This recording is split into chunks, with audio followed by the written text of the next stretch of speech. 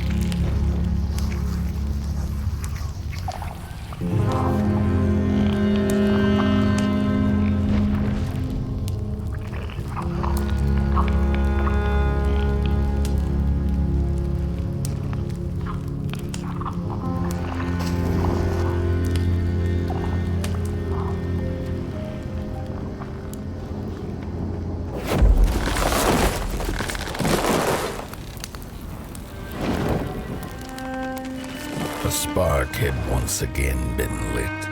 It was told that for the being who kept fire in their heart, all darkness would vanish.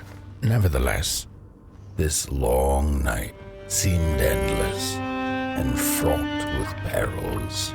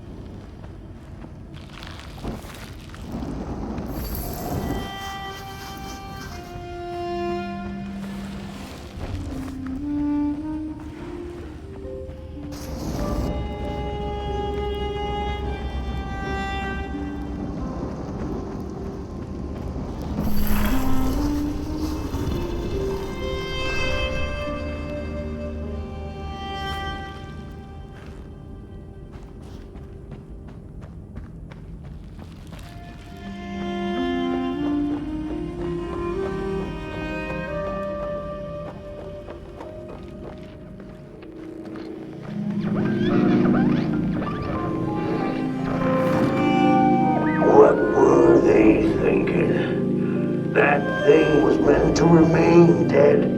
I'm never gonna come out again, no sir. In here it's just me. Loathsome ragdoll with his mask. Alone and at peace. They burn it all away, and for what? Shine a little light on things? I can see just fine in the dark. In the dark, I can see everything clear as day. What were they thinking?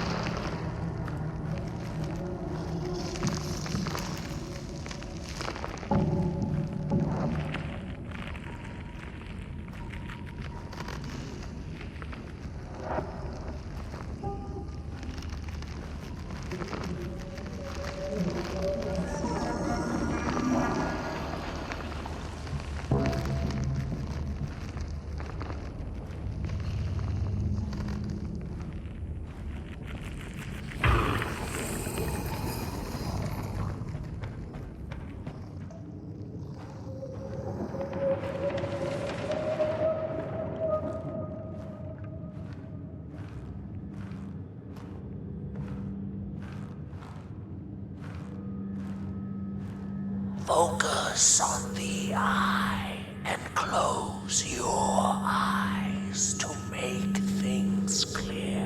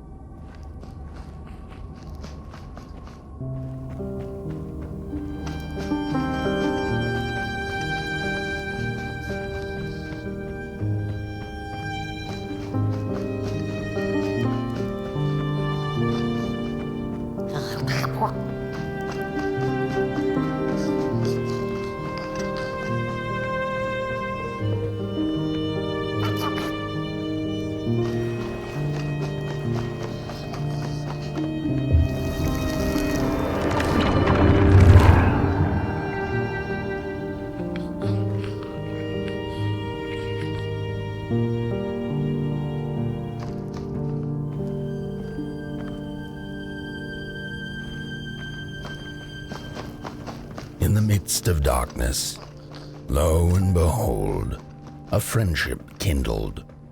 The fire that spread with it seemed so small against the vast night sky, small and flickering, but defiant.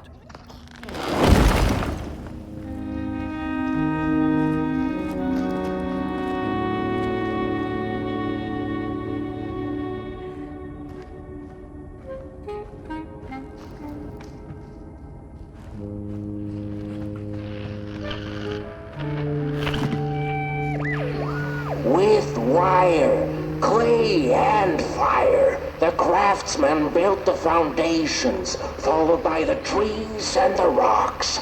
And after them came little houses for us tiny ones to cower in. For existence was so big, so vast, that without a roof above one's head, one could have fallen straight into the skies. And yet, with all that stuff, they didn't know what to do with us. So I reckon that's why they built the Midnight Walk.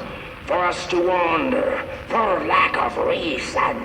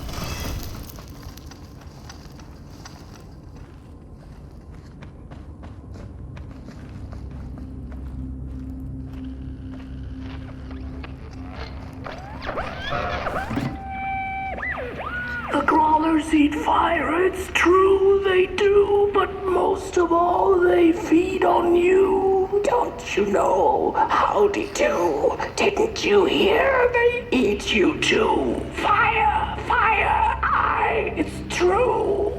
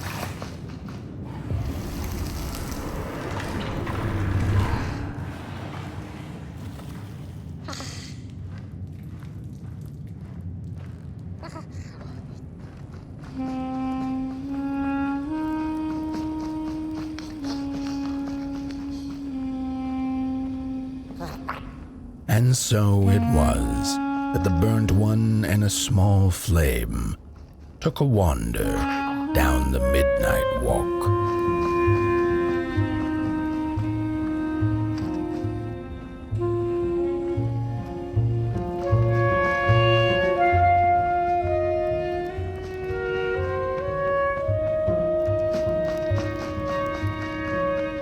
In the closing nights of this era, a wandering flame. How rare, a little pot boy. This is already the end. Your pot boy, the last ember of the work table that was. You are destined to carry this torch to Moon Mountain. It is inevitable. We must all partake. Your purpose burnt into clay. Your pot boy must spread his fire.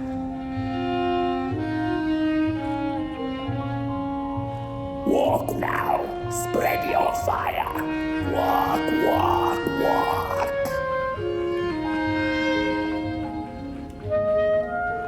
The soothsayers have spoken.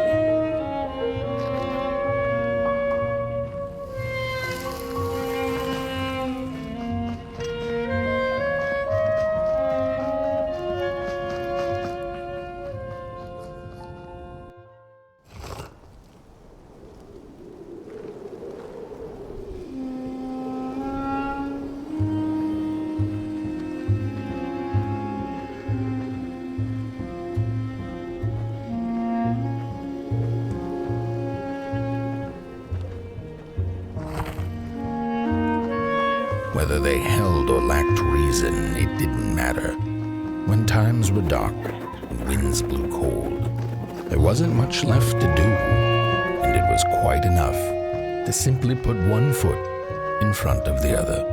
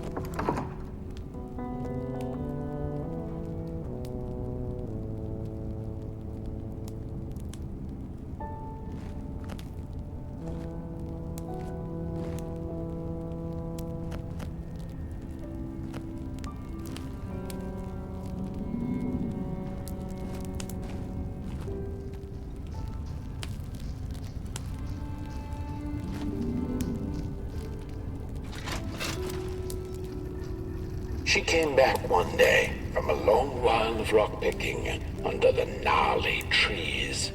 Usually the Merkel had been fond of fall and the refreshing cool of winter, but this time it had been much too long for her taste. Even the sun seemed tired, and she had all the rocks she needed, so she decided to treat herself to a long nap.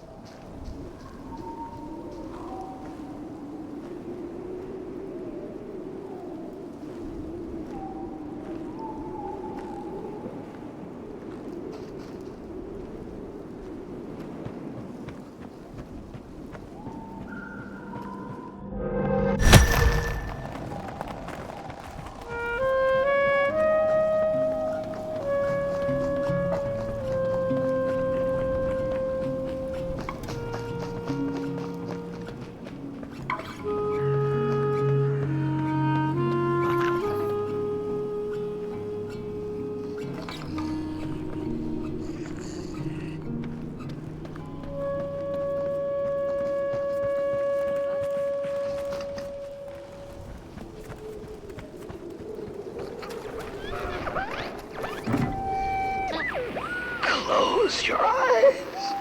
Listen. They sense you. They feel you.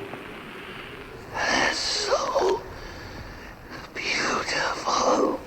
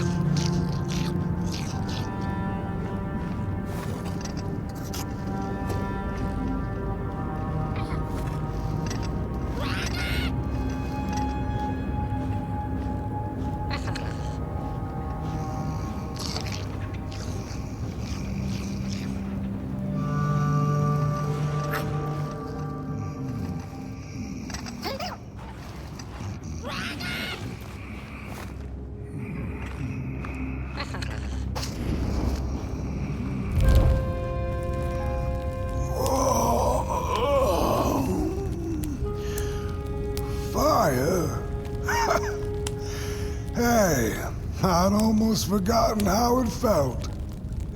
And salutations, Burnt One. Fancy meeting one of your kind here. You're the caretaker of this little firecracker? I reckon you must be headed for Moon Mountain. Am I right? Well then, on one hand, it's just a matter of walking down the road. But then on the other, the Midnight Walk has a mind of its own, and a mind to teach its rider a thing or two to boot. So if you are intending to walk the walk, you better... Ah, how's he? Didn't see you there. So glad to see you back on the move. And as I told you, it ran away from its owners. It's been waiting for the right passerby ever since it ended up here. Well, heck, don't let me keep y'all. See you down the Midnight Walk, and Burnt One. Wherever you end up this long night, keep that fire alive. It's really all that matters. Don't take my word for it. Just see for yourself.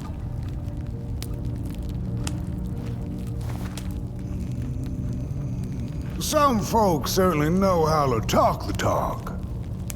What you lack in talk, Burnt One, I trust you make up for in walk. Be wary of the dark itself. It's full of ideas, but it is always hungry for more.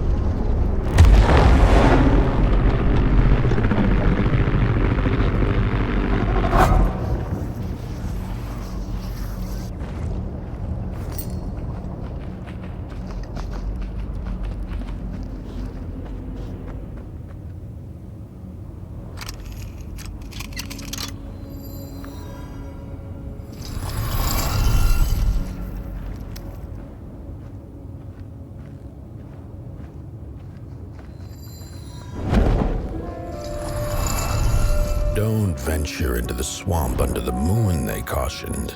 There, wild eyes watch, and itching teeth yearn for succulent heads like ours. Gone are the bodies of old, and they can no longer shield us from the terrors. Look at those two arms swinging around. Disgusting.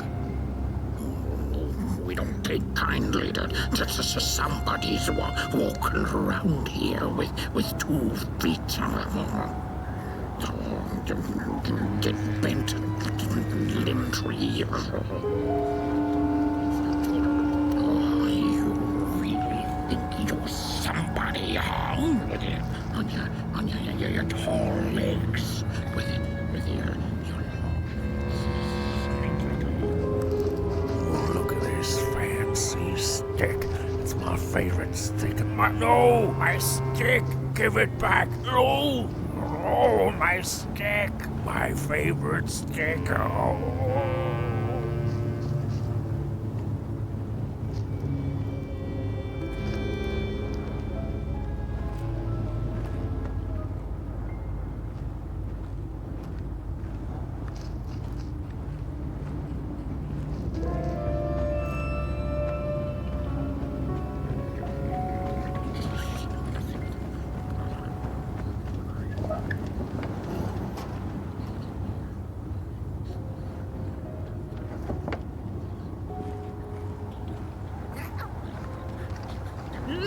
No.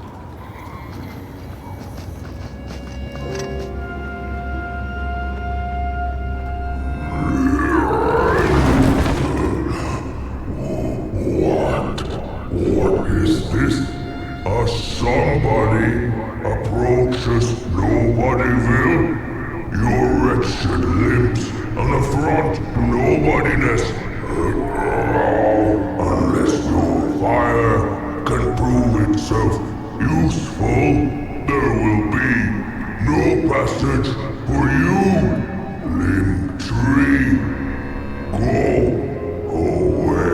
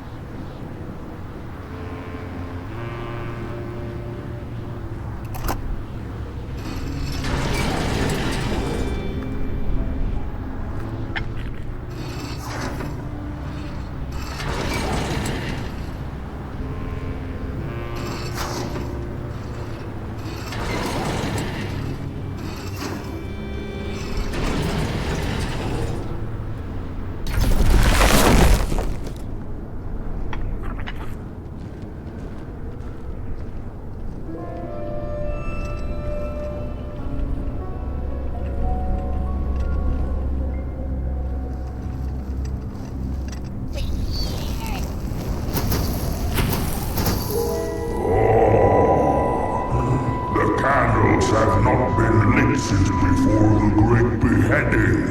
Now fire is back. Maybe fire can help us with our Molgrim problem. The headmaster will decide. Enter, then.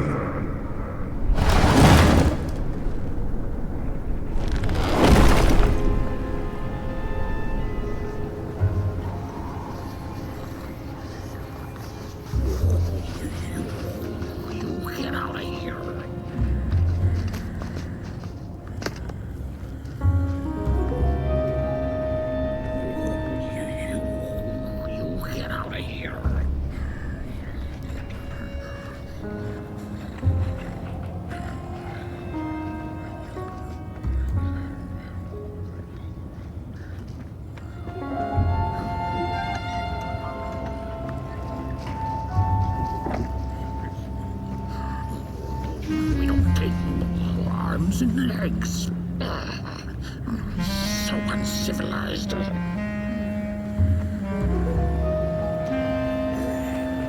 Look at those 2 arms swinging around.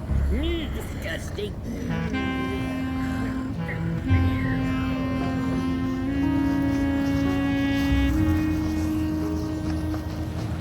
Oh, you think you're doing here? You can't be here.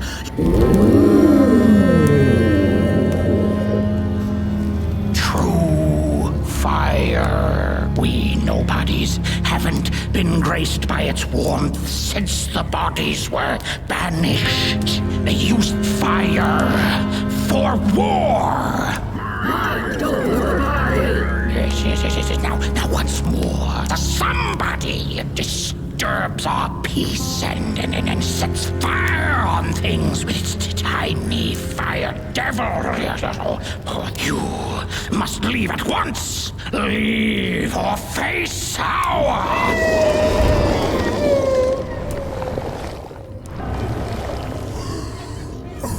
It's the Molgrim!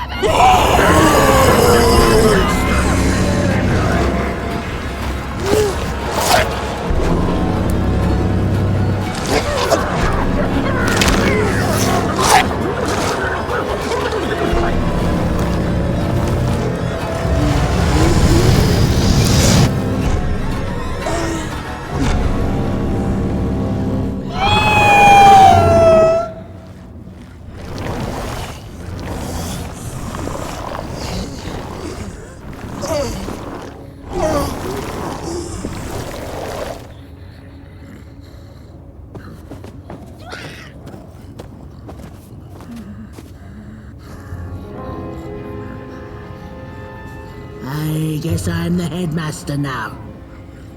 As you've observed with your own head globes, we have a problem. It is called the Molgrim. The Molgrim? Recently she has become bold, moving ever closer to Nobodyville. You should help us get rid of her. Yes, get rid of her. Tame her, just make it stop. And by the powers suddenly vested in me, I will, shall grant you passage through our fair Nobodyville. Here, take this. Blech.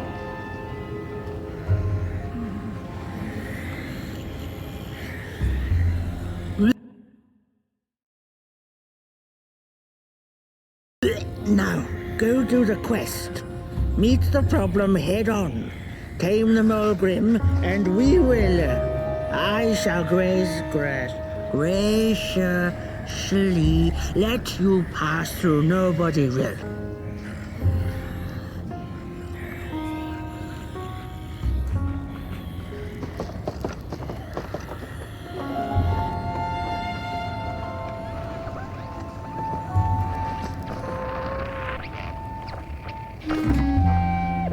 Mind over body! Mind over body! Mind over body! Mind over body! Mind over body! Mind over body!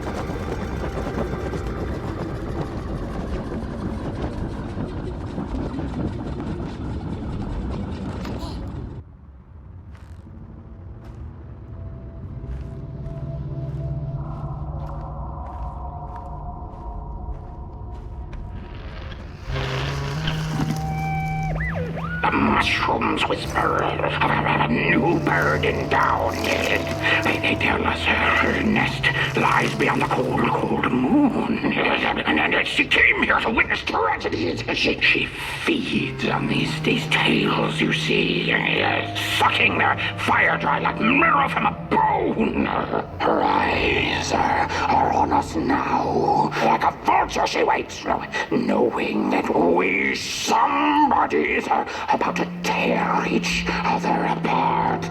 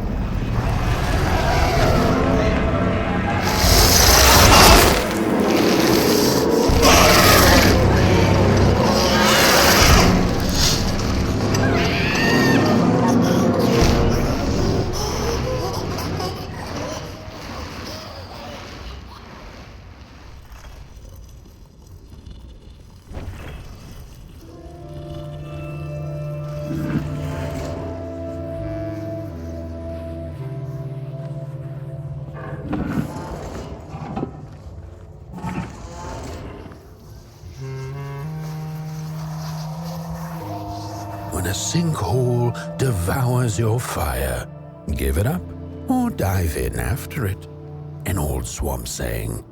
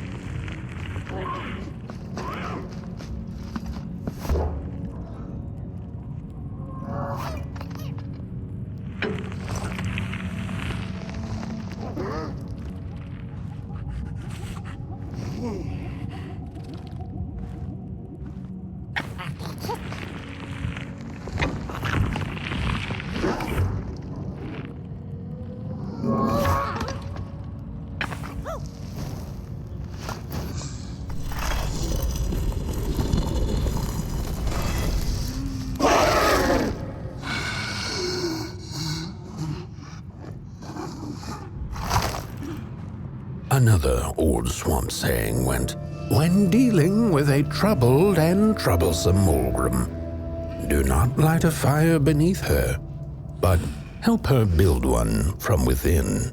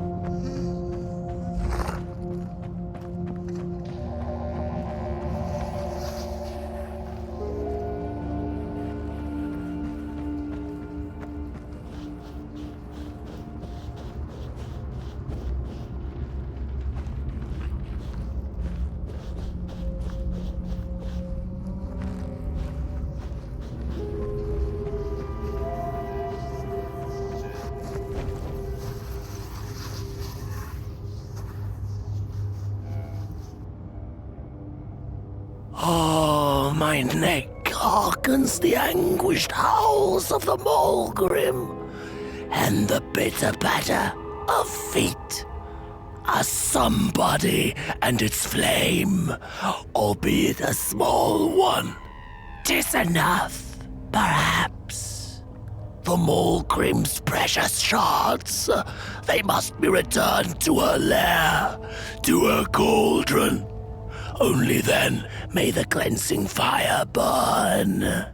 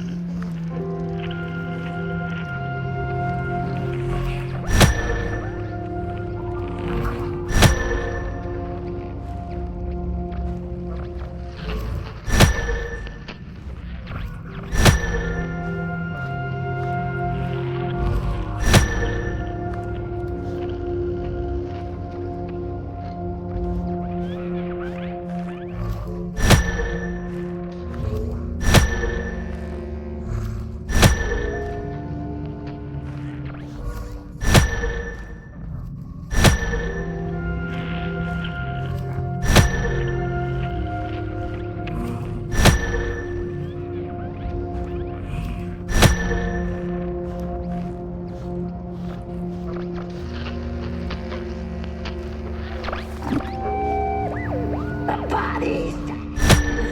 Approach over the mountain vein and find. We ragdolls observe, we record, and we mimic. Their faces laugh us, they do not know what sordid yearning hides behind. The sands will tell, we put on a mask, we perform, we put on a show.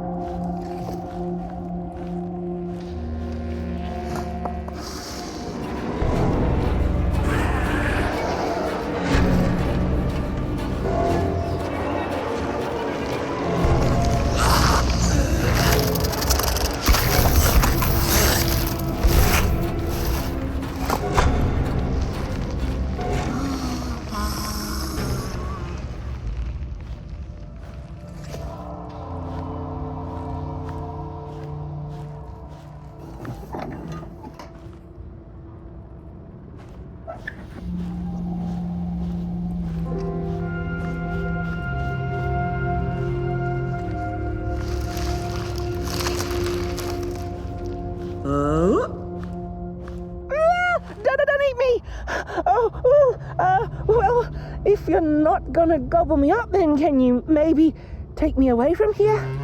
Please? Somewhere closer to Nobodyville and away from here. Get me out of this neck hole, please. I'm begging you on my bare chin, and I'll pay you for the effort. Handsomely with a beautiful shard from the Molgrim's cauldron.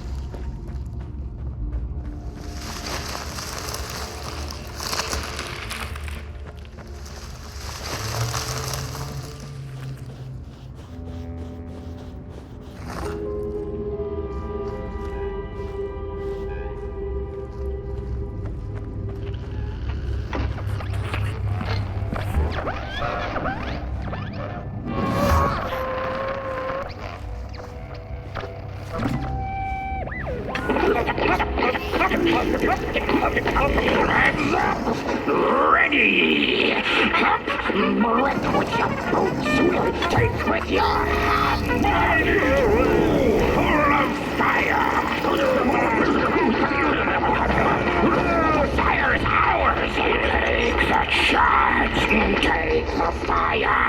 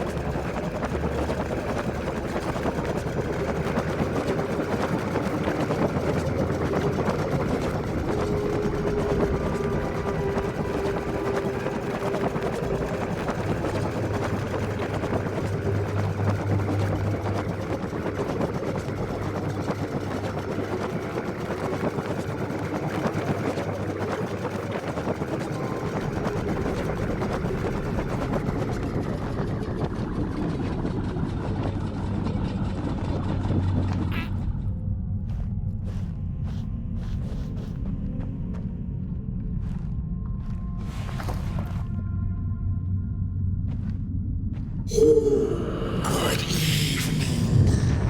Or is it morning or afternoon? Hard to tell without a sun, isn't it? No, it is most certainly night. Or moonbirds hooting wouldn't make sense at all. Speaking of sense, will you help an old bird find some in this story? Fire up these dusty murals in the right order, and you will receive a present, a little gift, yes. Bring the fire to the story.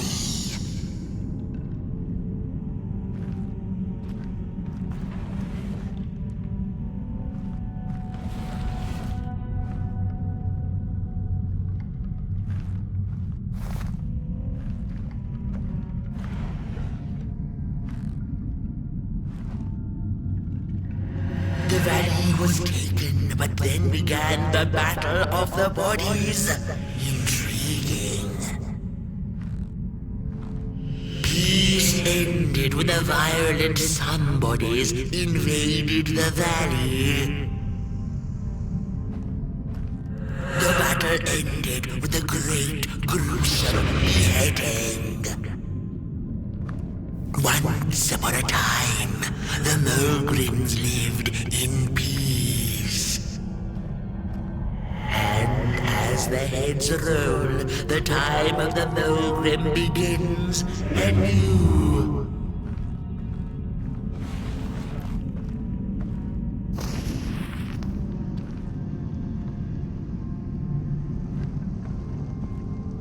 Once upon a time, the Molgrims lived in peace.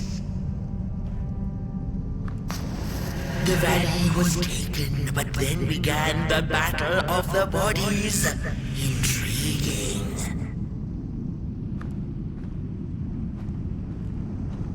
Peace ended when the violent somebodies invaded the valley. The battle ended with a great...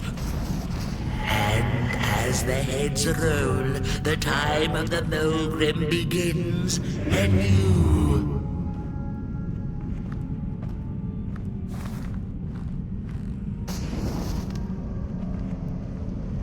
Once upon a time, the Molgrims lived in peace.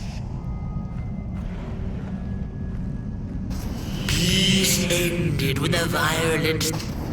The valley was taken, but then began the Battle of the... The battle ended with a great, gruesome beheading.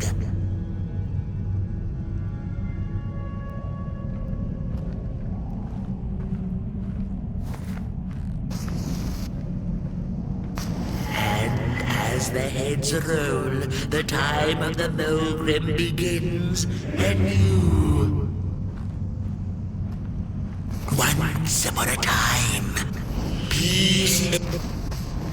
The valley was taken, but then began the Battle of the Bodies. Intriguing.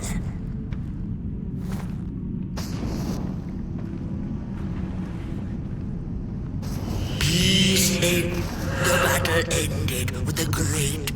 And once upon a time, the Molgrims lived in peace. Peace ended when the violent somebodies invaded the valley. The valley was taken, but then began the Battle of the Bodies. The battle ended with a great, gruesome beheading. For time immemorial, the Molgrims had lived in the valley in peace, sharing good eatings and howlings around their fire, which they had inherited from the skies.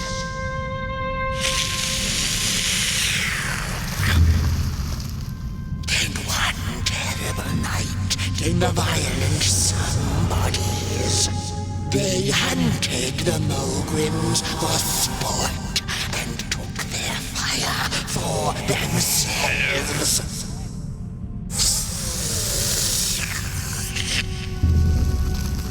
But the somebodies knew not what they were dealing with, for as soon as they held the fire in their grubby hands, they began to fight one another with it.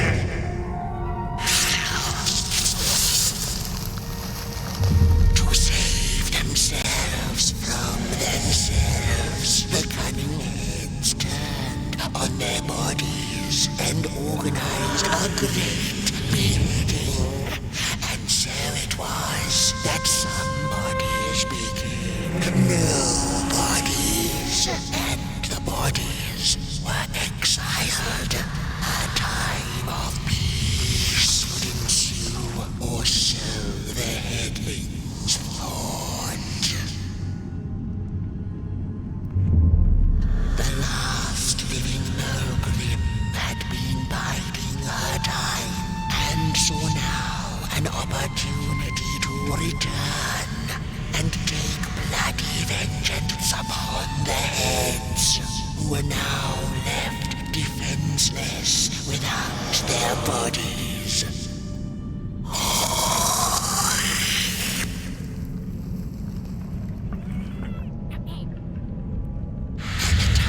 time of the Molgrim begins anew.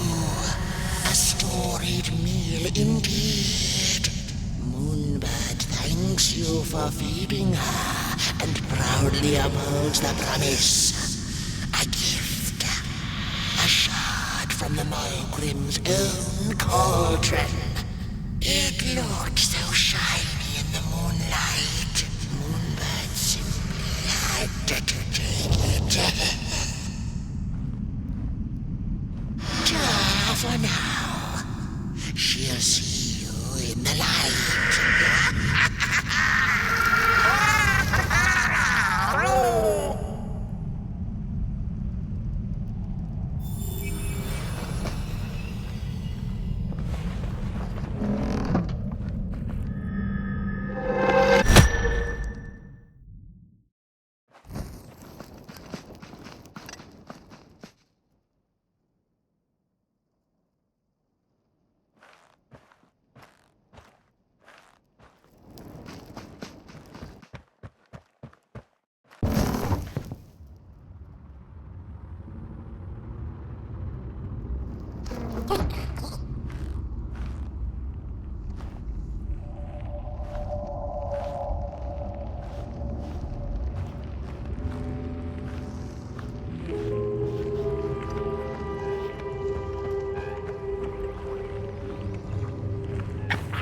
Watch out!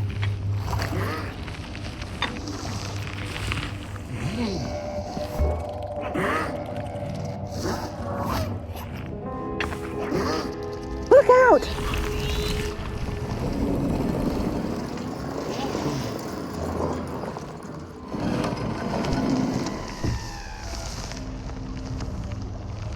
I have the Molgrim's Cauldron Shard just waiting to be yours. Just so long. If you just take me to the outskirts, closer to Nobodyville, I'd find the rest of my way back for sure. If you've nothing better to do, that is.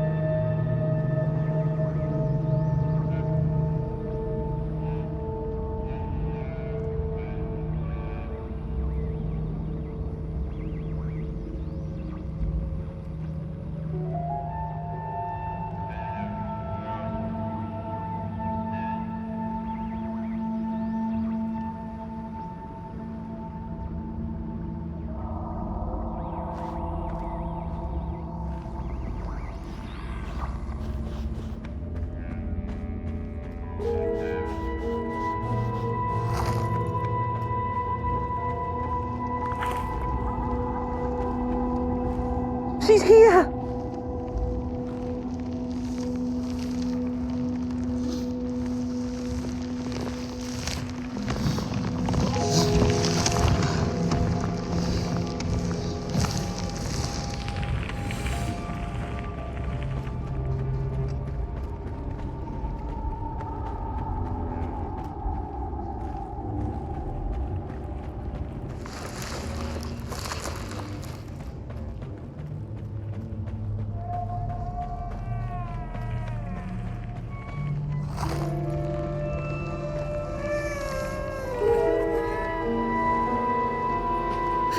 Thanks for saving my neck. And I think I have a reward for you. A real treasure. There you go. One of the 3 missing shards from the Molgrim's Cauldron. Yeah, I stole it. Oh, I thought I could maybe buy me some kind of ticket away from, well, everything. Start anew, you know? A good head on a pair of healthy, strong shoulders. Eyes on the horizon. Gosh, the horizon. Do you know I haven't seen it once since I lost my body?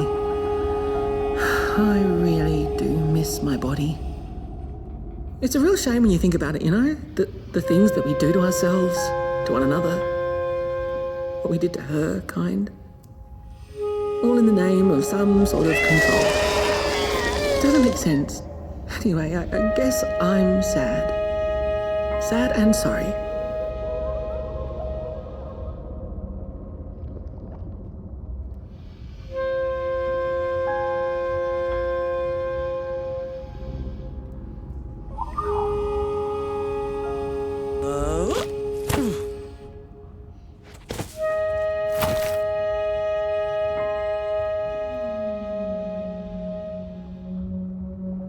thanks. You're a great listener. You know that? Just take care of that shard now. Maybe put it back where it belongs and... yeah. Goodbye. The ragdoll's whisper of one shard kept by the dark itself. Another was stolen by the greedy moonbird up in the hilltops. The last one, perhaps the cowardly head knows. It's easy to lose one's head when everything you love is either gone, broken, or dead. Yet another forgotten swamp saying.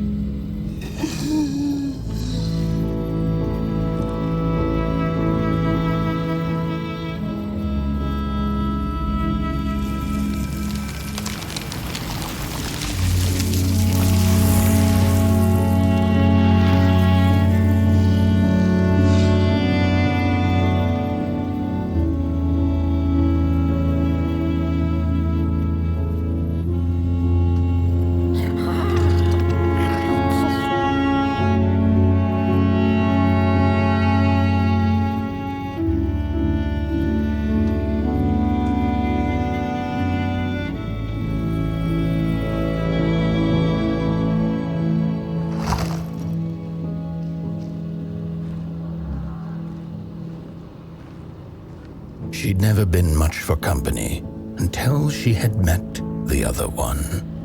He had shimmering scales, an appetite for life, and carried a faint scent of rotting leaves she found irresistible.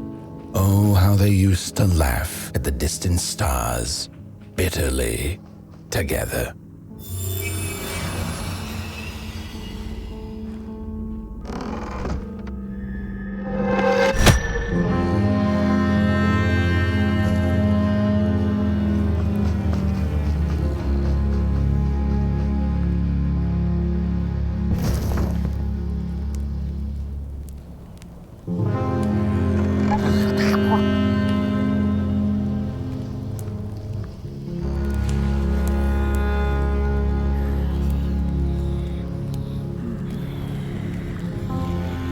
The howls of the Molgrim have gone with the wind, and our headache settled into gentle throbbing. Thank you, somebody, for you have not only graciously saved our necks, but also demonstrated the value of brain mass and heart blob working together. Could it be time for the bodies to return? We must convene on this matter, and you and your wandering flame must now leave through our gates and keep on walking the midnight walk to Moon Mountain. Moon Mountain! Here you go, somebody. This key will open the town gates. Blech. The mountain once again beckons, and the call is answered. Fare thee well, and take good care of your flame. The dark itself is hungry.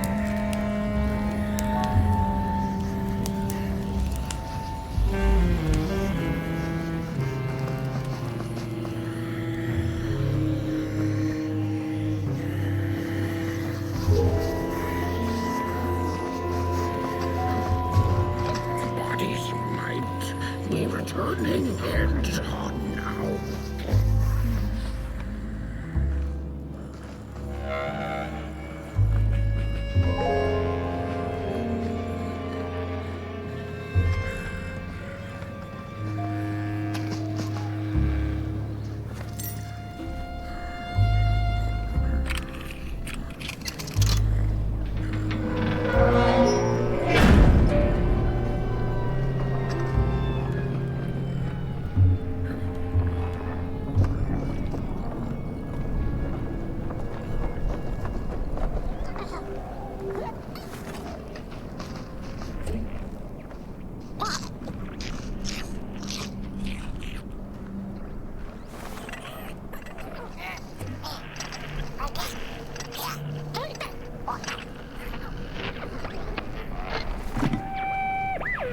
I've had enough.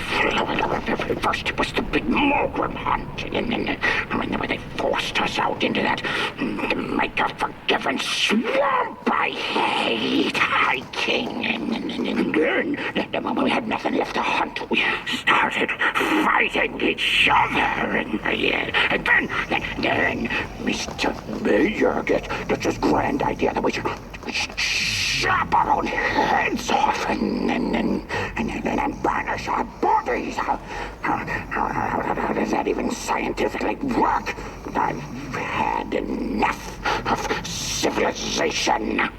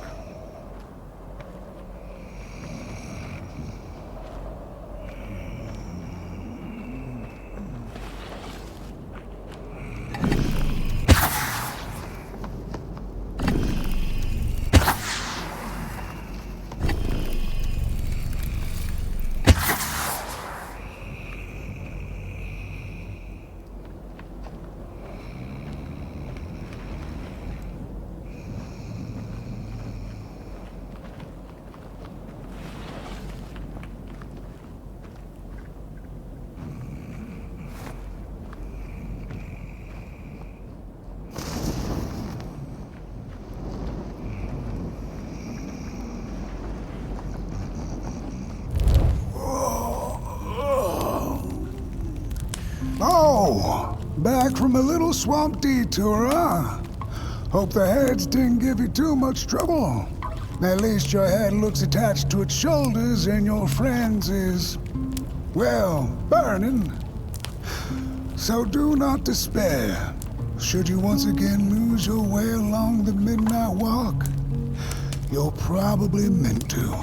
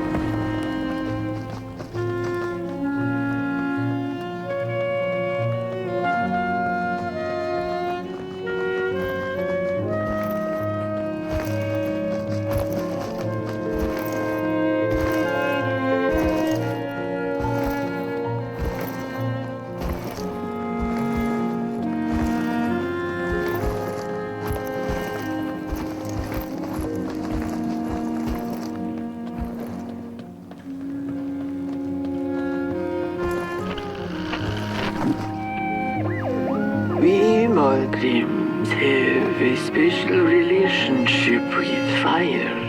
We do not cook over it. We do not shed tales around it.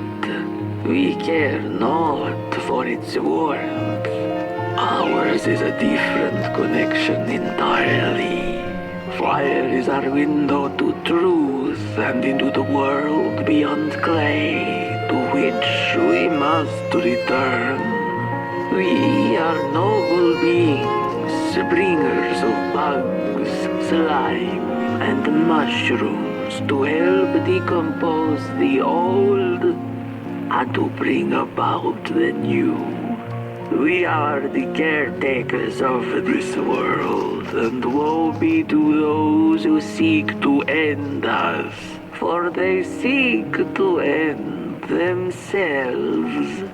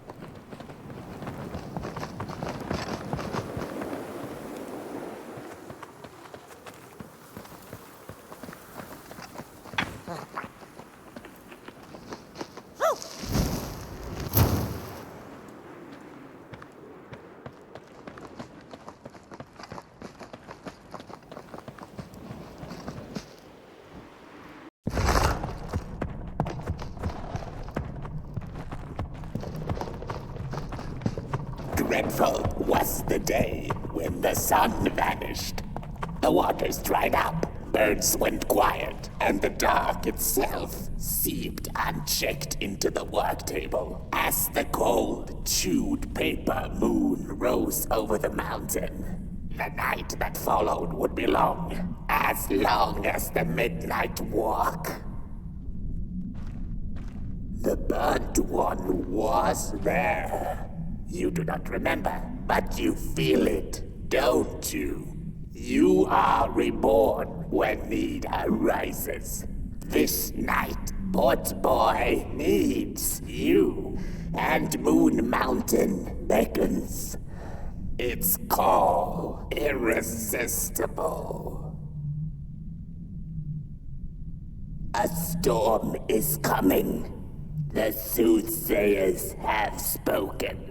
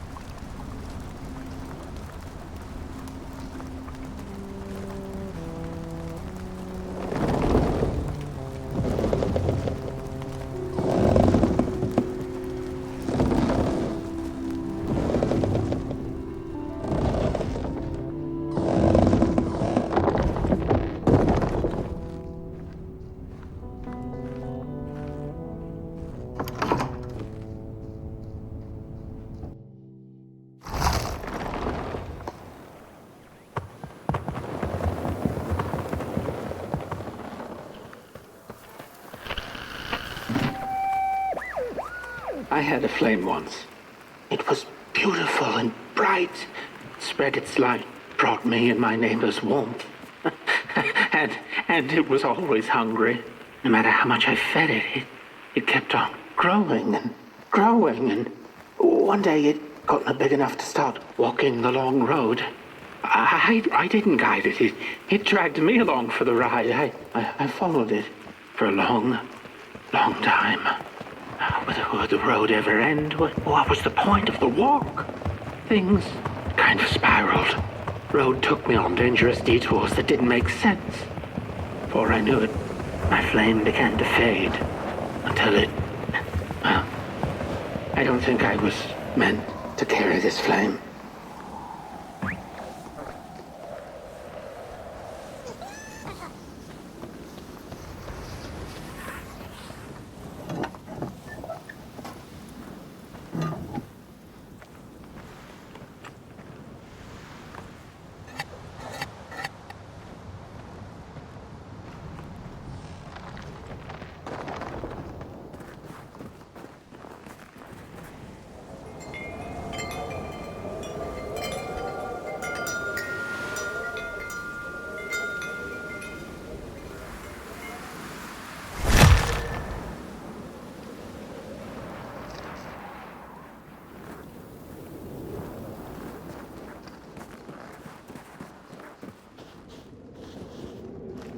There once was a freezing cat who was looking for shelter when she came across a dark cave.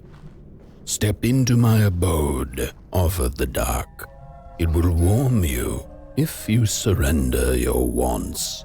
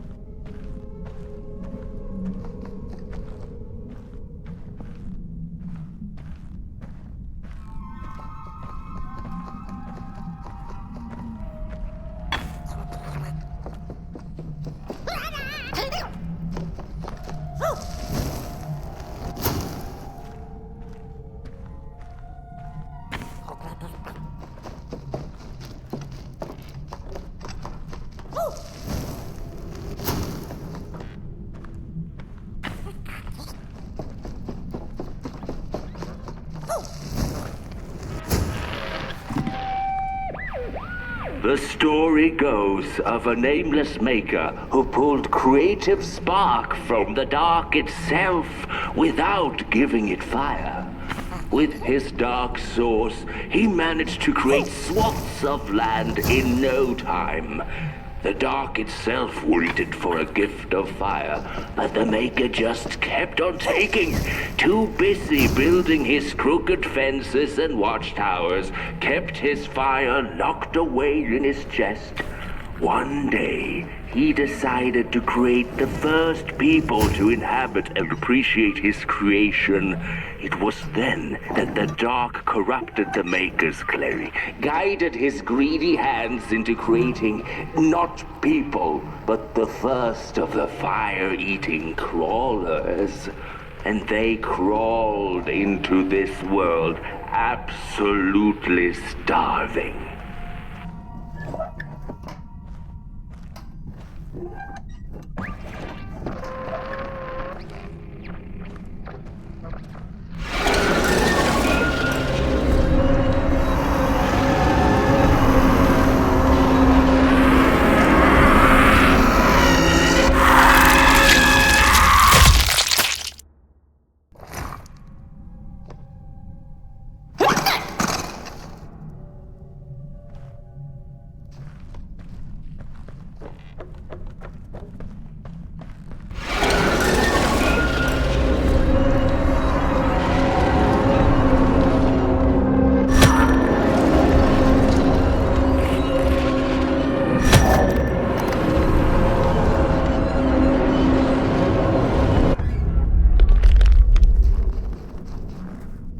Dark's eyes were much too big and watchful for the cat's liking.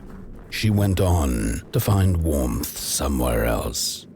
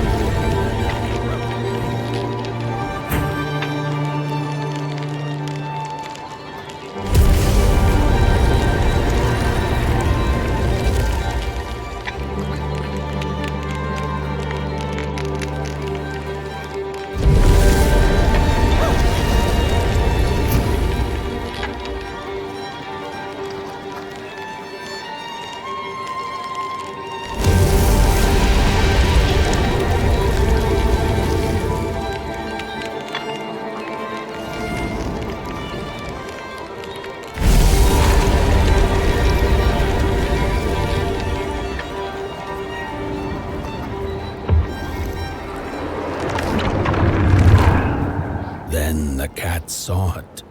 Rooftops piercing the sky. Approaching the town, she was greeted by a crone.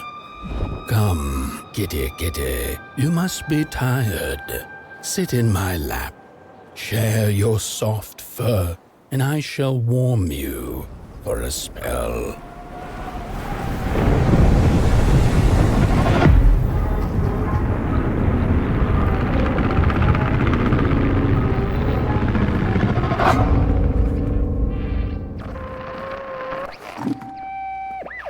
Hello, Mother. The well said to give it a match, so you and I could talk again. I hope this works, because that was my last one, and well, it's cold now, but It doesn't matter. We can finally talk after everything. So, how are you? Do they have fire where you are? Not the hellish kind, I hope. Is Father there too? I think you should talk to him again. I know it doesn't seem like it, but I know he loves you still. I love you. Still. I can't feel my hands. I can't feel anything.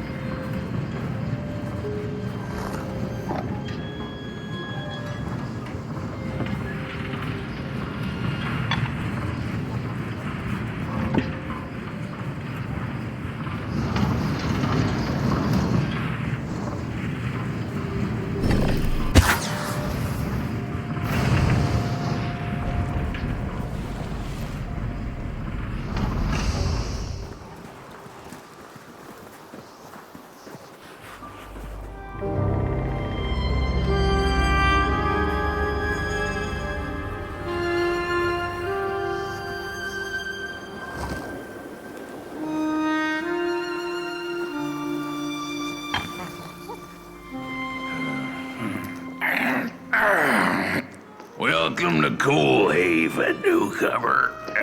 Good to see a flame in these parts again. I'll be your guide tonight. This furnace here used to run on coal and fire, don't you know? But a thief stole all our matches, wasted them in greed, you see.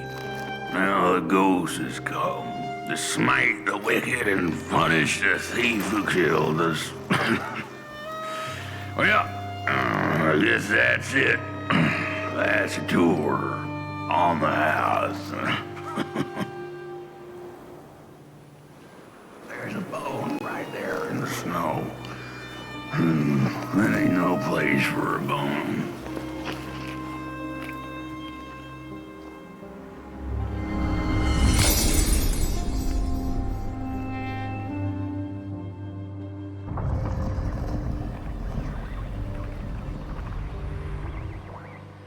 Oh, do you feel that? Something's changing. That furnace was the soul of the city. We used to worship it, us coal miners did. Fed trees and fire like it was a hungry, angry god. This broken body's going nowhere, but yours is. Walk the streets. Listen. Just don't believe everything I have to say.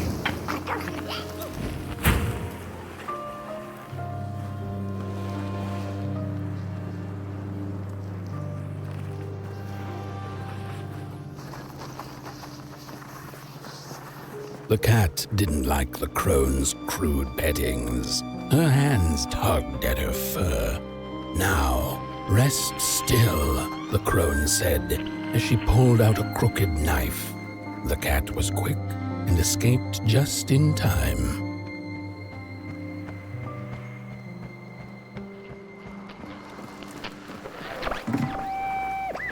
How could this happen?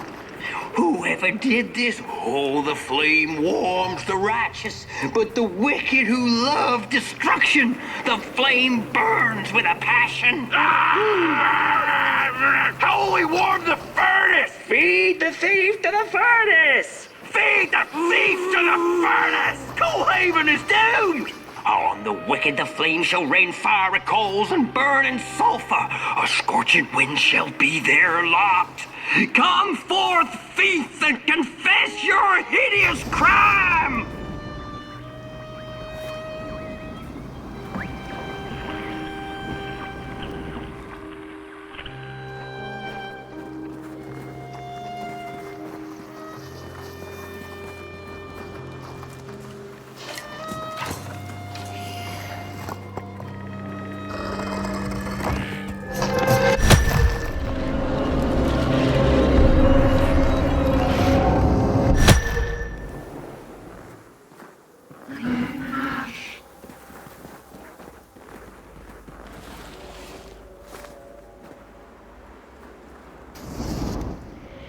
Listen for the bone.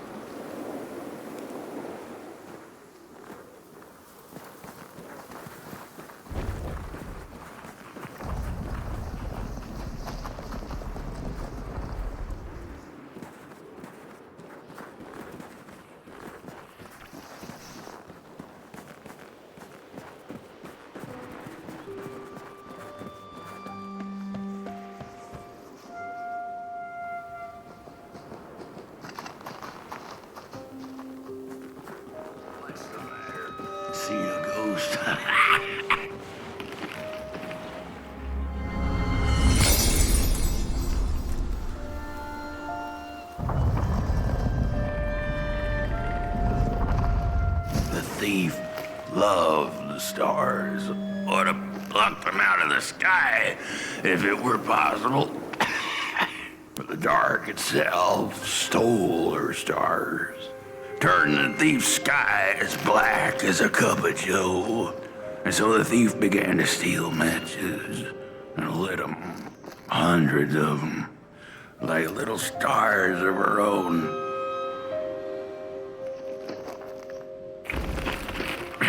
The crooked path to the house on the hill lies open. You hear the scream.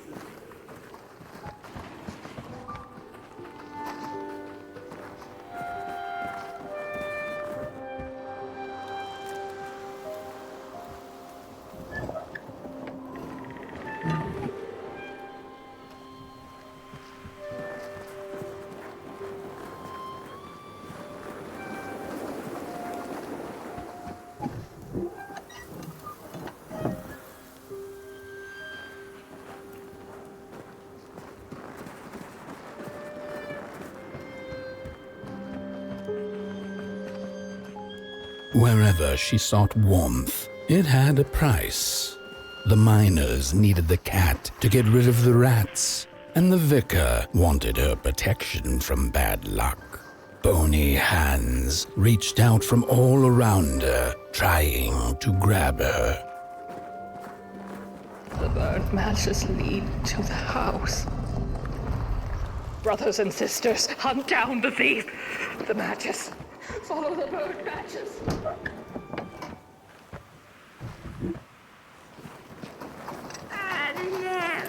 We're running out of matches. The furnace is dead.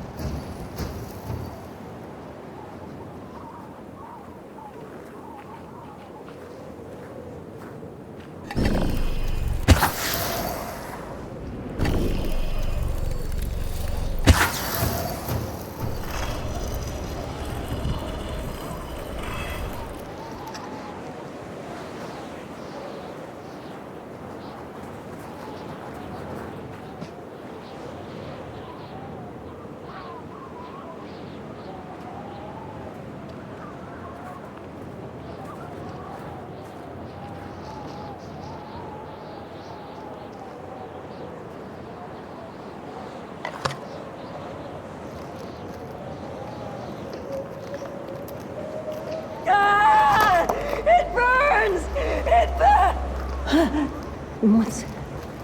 Oh, this isn't my body. The fire, did we snuff it out? Where's... Did I save them? The house. It's ruined. Well, it wasn't supposed to go down that way. They locked the door, threw the key into the woods. Huh. There was so much anger, and now there's nothing.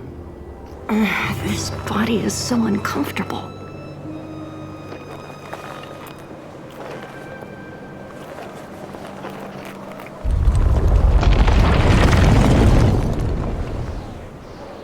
I was in the black, I had a dream. There was a monster in the woods, with our door key dangling from its tail. I ran, tried to chase it, grab the key, and when I did, the creature turned around, and its face, it was the face of this whole town. The key. I have to find the key. In the woods.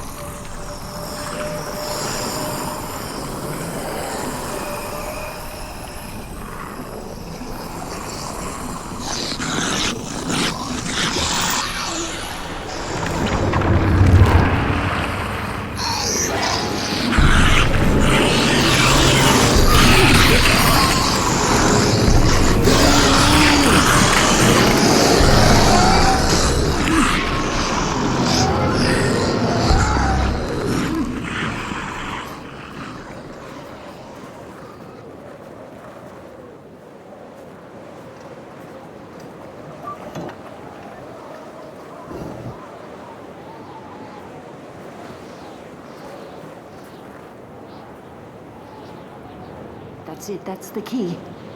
Unlock the door. Please. I want to see my home again.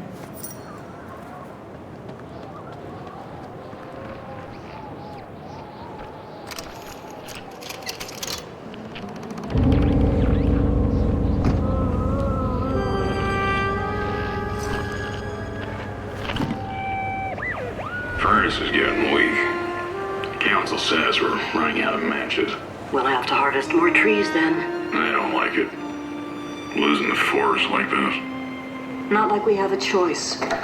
Mom, Dad!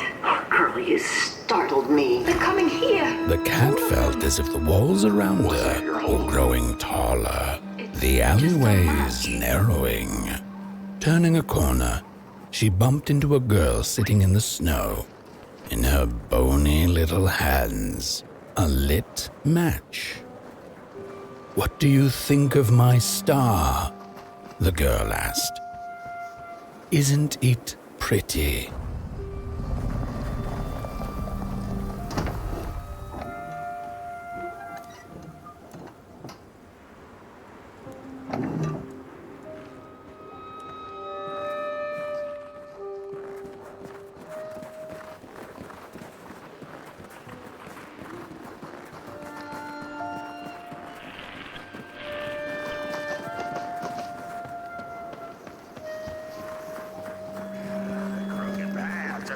house on the hill lies open. You hear the scream.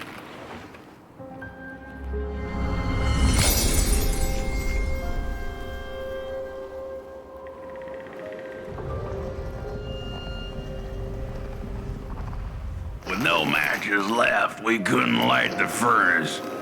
And the thief paid a terrible price for her burning greed. As the furnace died, one by one, so did we. But before we perished, the dark itself moved into our hollow husk, turning us cold and wicked. If I had a heart, I'd feel great shame for what we did. I'd feel great shame for what we did. The old man feels it too. Should have been long dead with the rest.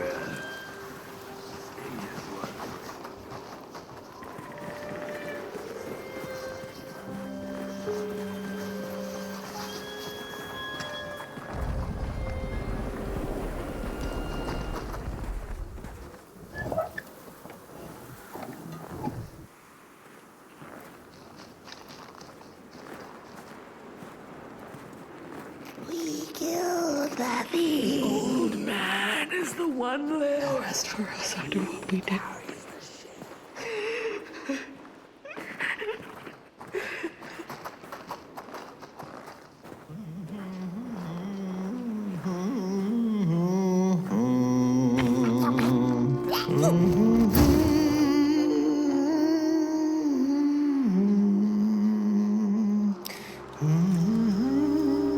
Oh, that voice. What I wouldn't give to hear her sing again. Those sweet, sweet tunes like fallen leaves of the trees that were. Such a waste. Such a shame. I wish I could hear her sing again. Just once. Just once. Oh, I know she stole from us. I know what she did to our town. But she could sing. This town's not much without fire, no. It's even less without song. If I could just hear that lullaby one last time, I know I'd be able to move on.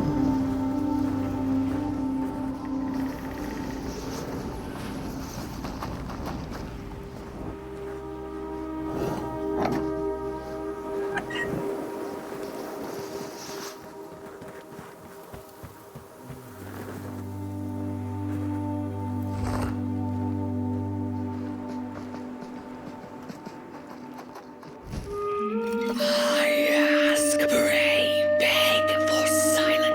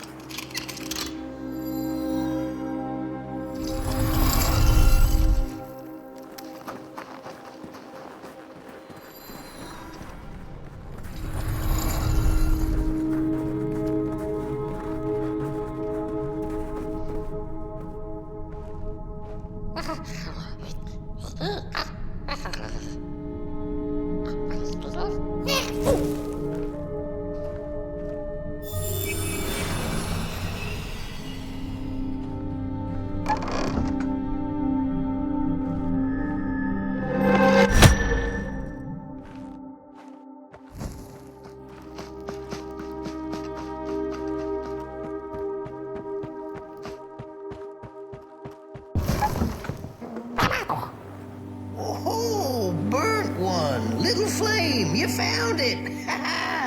Does it still keep our song? Fire will tell.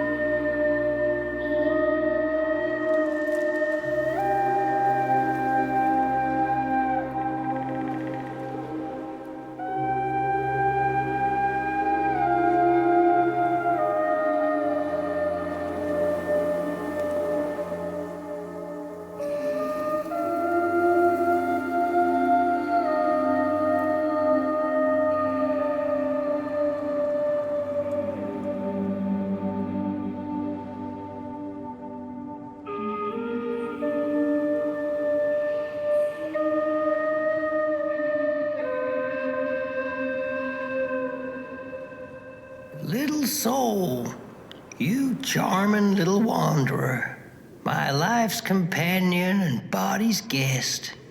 Where are you off to now? I don't know what I thought would happen. I feel a strange warmth, but just as coal runs deep in the earth, so is the shame a part of me, mine alone to bear. Burnt one, small flame. I am grateful, but I will not surrender my loneliness so quickly.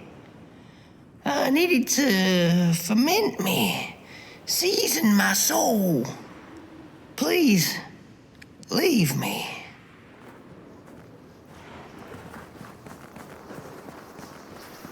The girl offered her burning match, her last star, but the cat could tell she needed it all for herself. Grateful for her unconditional kindness, the cat left her to her ghosts.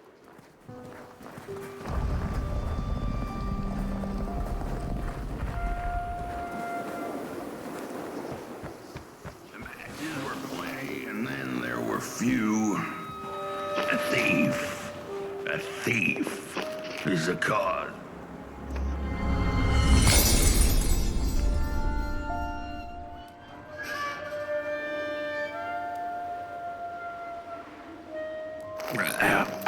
The door to the flame is open. It's already there. You just haven't lit it yet. Now, if you don't mind, a little spark. And just maybe we'll be able to die for real this time. In life, I didn't mind a little loneliness, but this is the worst. The furnace longs to burn once more.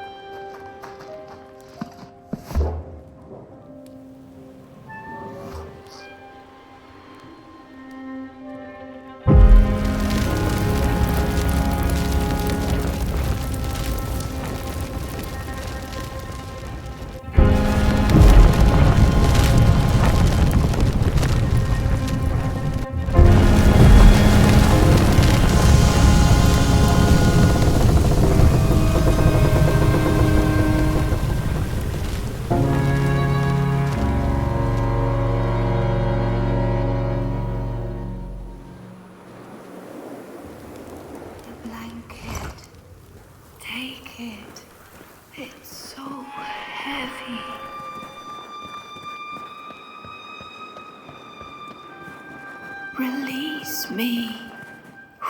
Light the match. The match. Light it. Please. One last star. Thank you.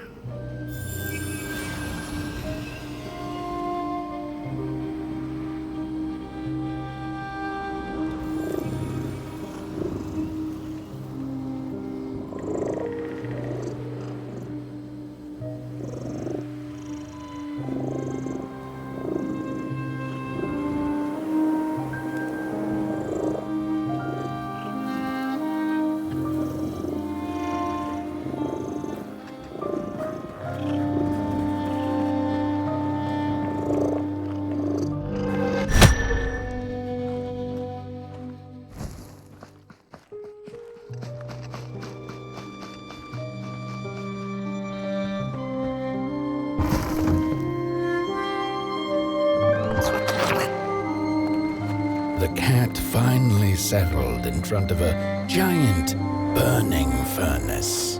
In its bright flames, she could glimpse a dark future. This did not matter to her, for now she was eternally warm and at peace.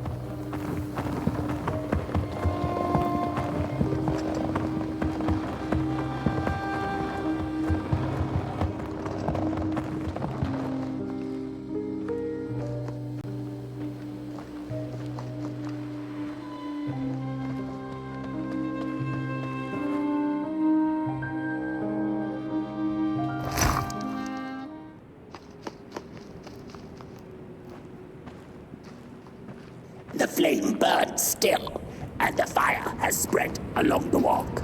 The cold takes its toll, and Potboy's flame flickers. But it is still enough for the climb to Moon Mountain, to light the final fire. The road always leads to Moon Mountain. Hark! His fire belongs to the mountain. It came from beyond the moon. You have always been destined to burn.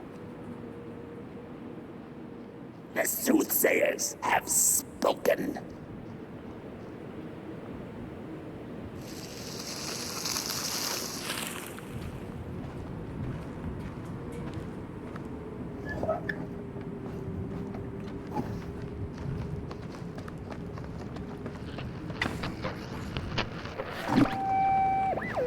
There's a fella who watches over the midnight walk, pointy hat and hollow gaze. He's been around longer than you or I. Some say he was one of the first sculptors to have breath. Some say he's not from around here, but from another maker's work table entirely. Some say he's seen what lies beyond Moon Mountain. But I just think he's lost like the rest of us. And he's waiting for the right one to come along. Waiting for something that'll give him that eureka for his song. He keeps his banjo by his side, but he never plays it. Strange, but he's in no hurry. He's got all the time in the world.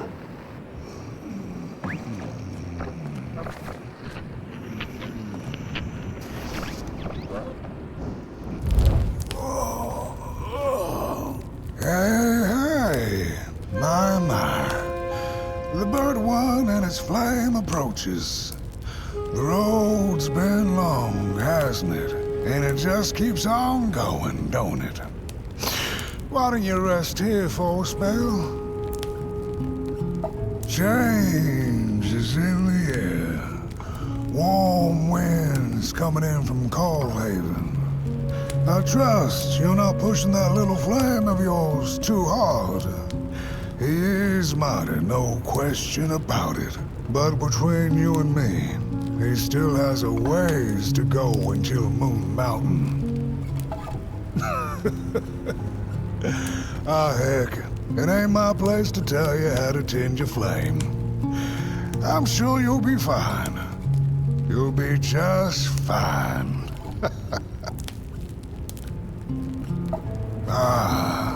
To feel at home wherever you walk. How's it? What a friend to have on the road, huh? Now, there's an open door invitation, if I've ever seen one. Go on in then. Get some rest. I'll keep watch.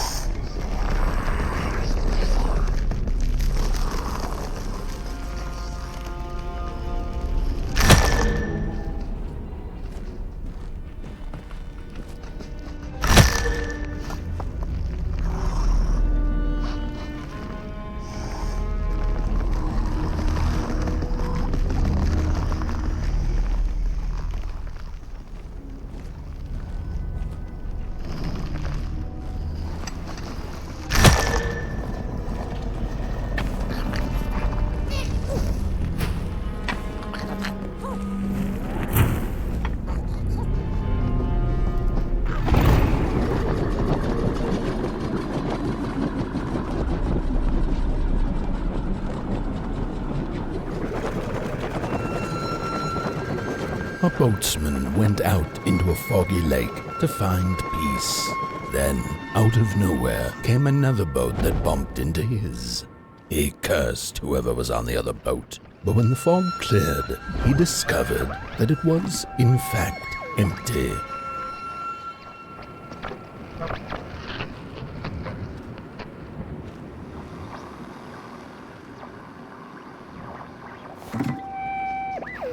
The sarcophagi are molds, rebirthing the bodies of the burnt one. Failure after failure, they keep coming back. They lie dormant, and then they awake at an appropriate time, during times of dark, to perform a task. The taskmaster unknown, doom spelled on the flip side of a coin. Little dolls in a dollhouse made of matches.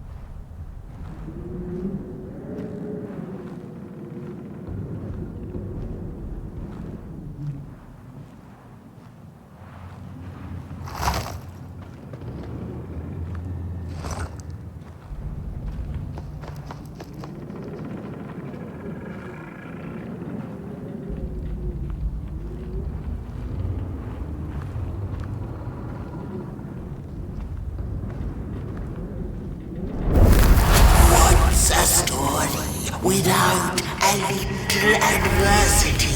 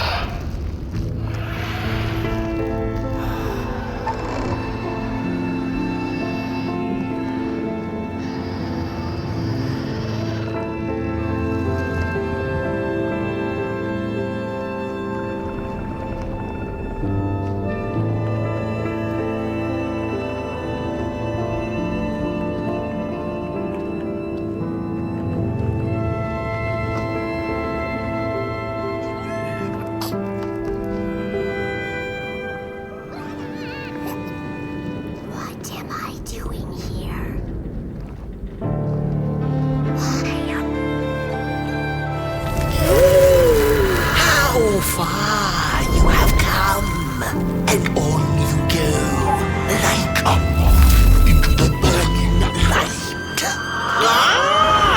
But behold, a craftsman, one of the first beings ever to wander the glade. Like you, his heart is ashen, barren, yet ripe for tasty stories.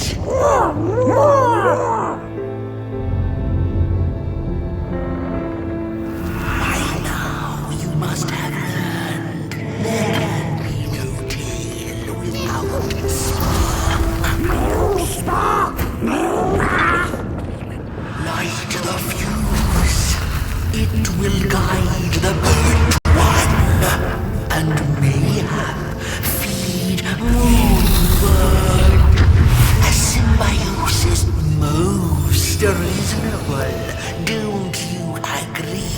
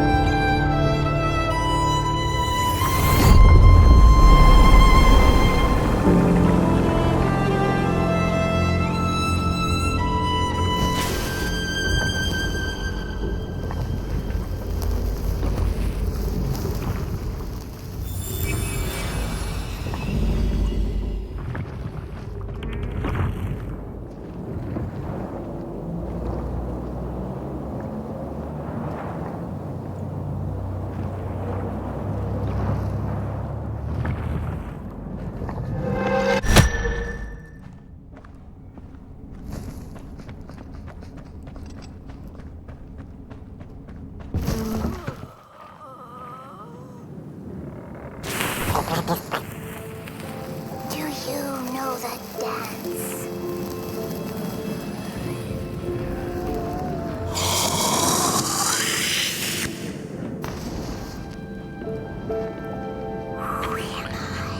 Fire's back on the menu, crows.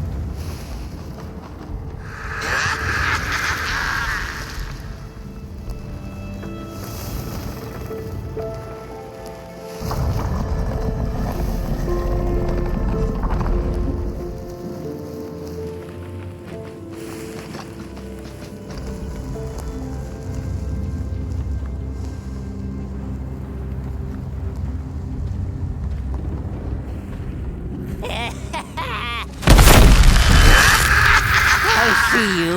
Not a crawl closer, Moonbird. I see you. Not a crawl closer, Moonbird.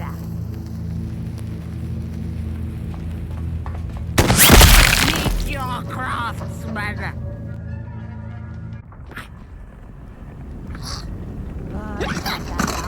Everywhere.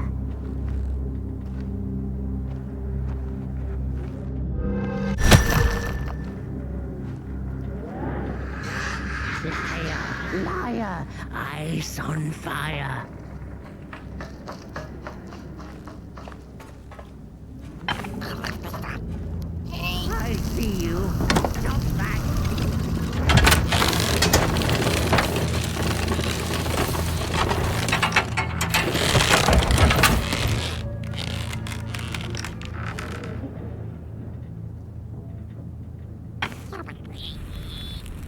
What are you tinkering with?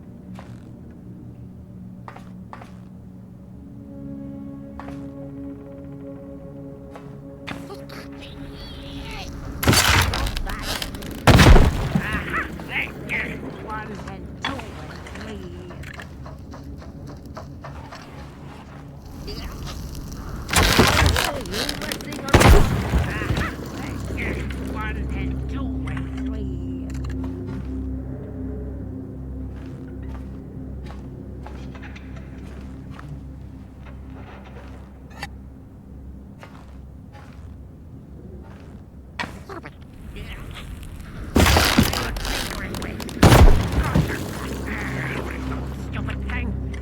Birds of the dark everywhere.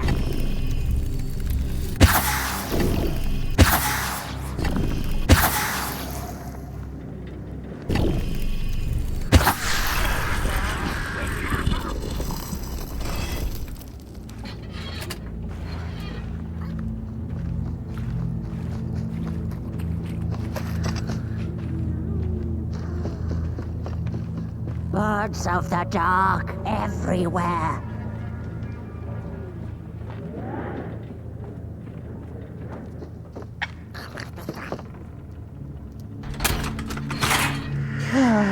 The pictures. They are moving again. Forbidden. It is forbidden. It is forbidden. Hush, son. No talking in the theater, fools.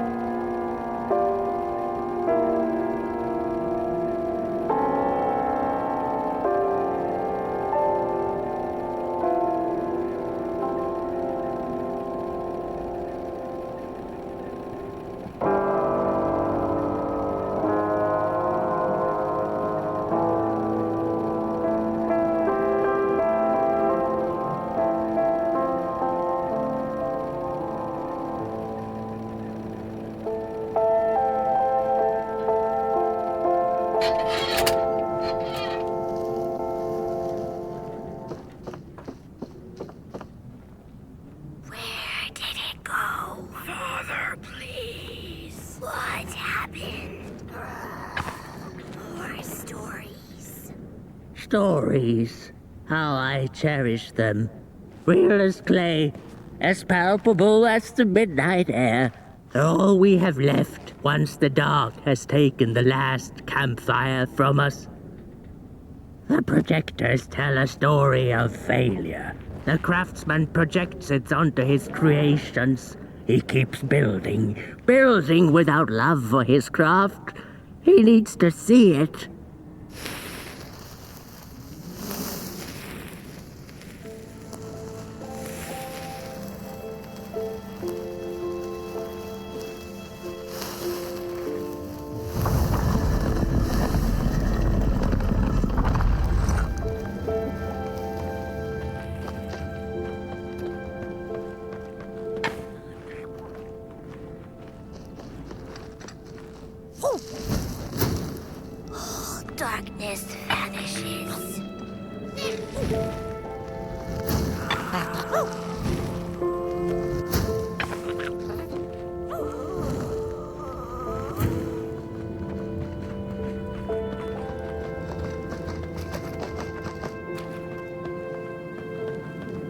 The potter, stuck in the sinking clay in which he had dug so greedily, spoke his final verse. Here was I born, and here I lived. My refuge was the clay, and now the clay has played me false in a most grievous way.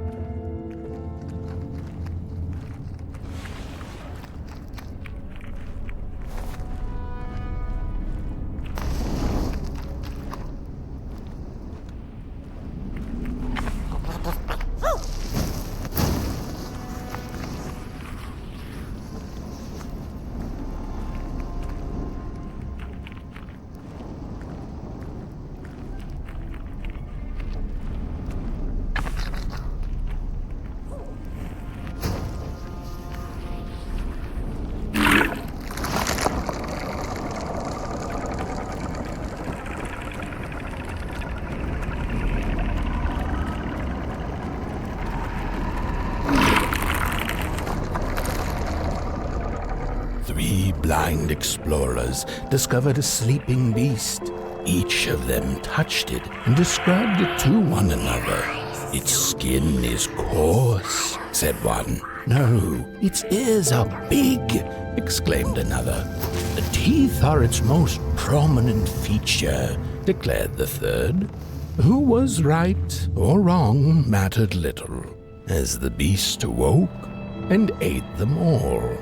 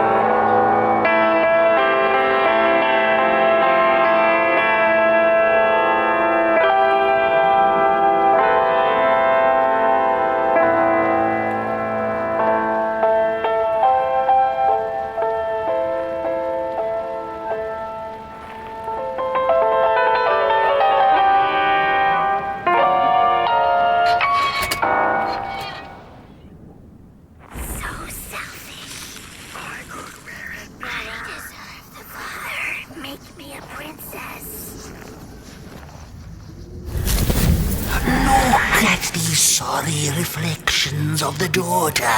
None of them will ever dance. Ever feel the warmth of their maker's heart. They can never be enough.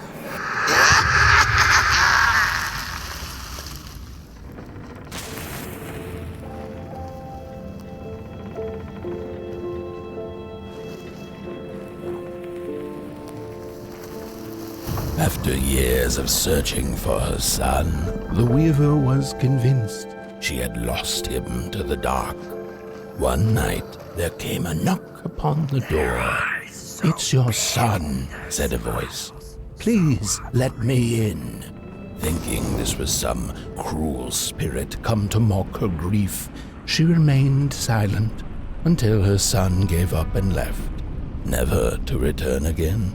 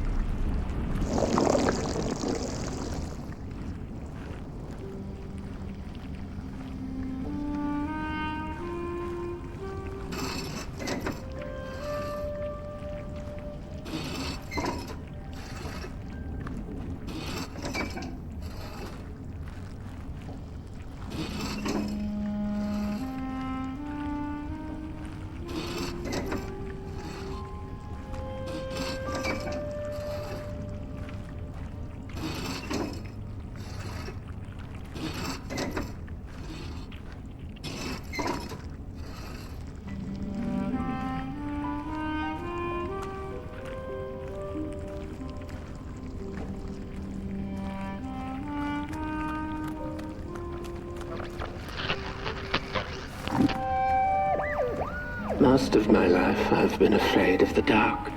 When I was little, my childminder got annoyed with me and tossed me into a wardrobe as punishment. She let me sit there, alone.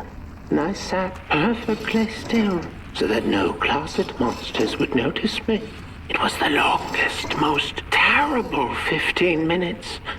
Many years later, I don't know what happened, but now I love sitting alone in the dark.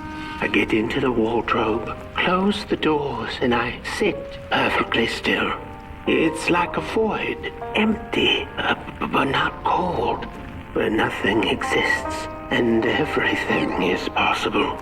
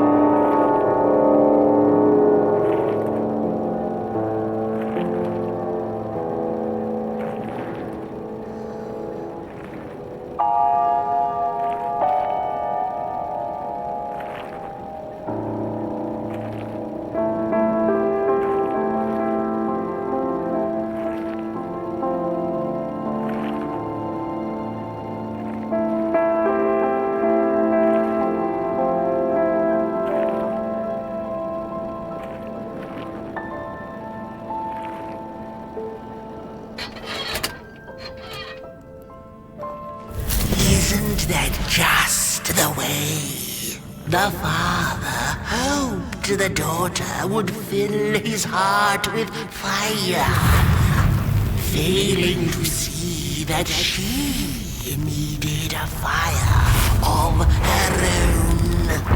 His princess danced away, and he stayed behind, cemented in his ancient groove.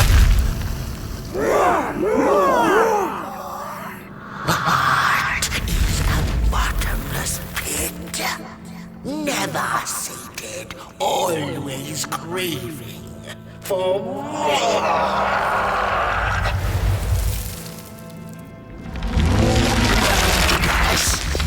Enough! Keep on walking the midnight walking. Don't run. All the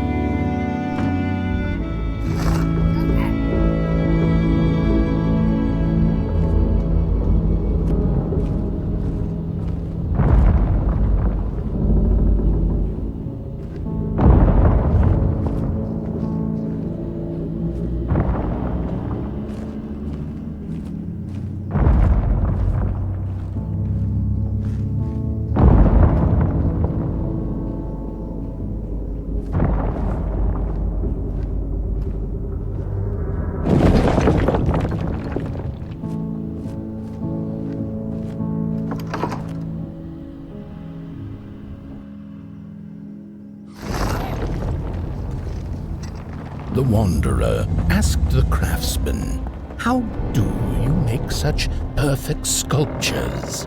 To which he replied, "Oh, there's nothing to it really. I go into the dark woods. I find the sculpture already waiting inside a tree.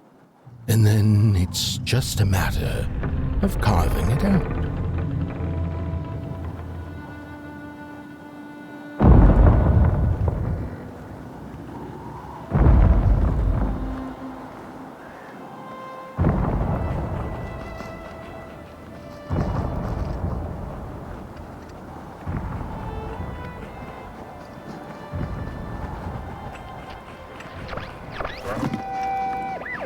When I was a child, I exchanged letters with a monster in the woods.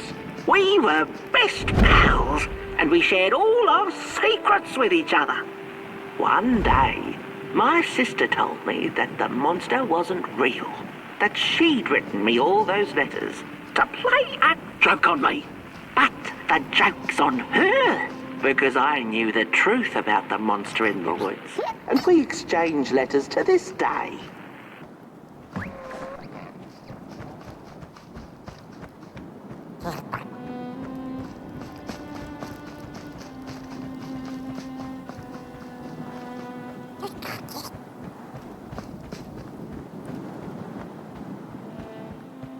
Hark! Not very far now. Not very far. The flame longs to be free. Caged, it cannot truly burn. How beautiful. How tantalizing. It is simply the way of fire. It is what it is.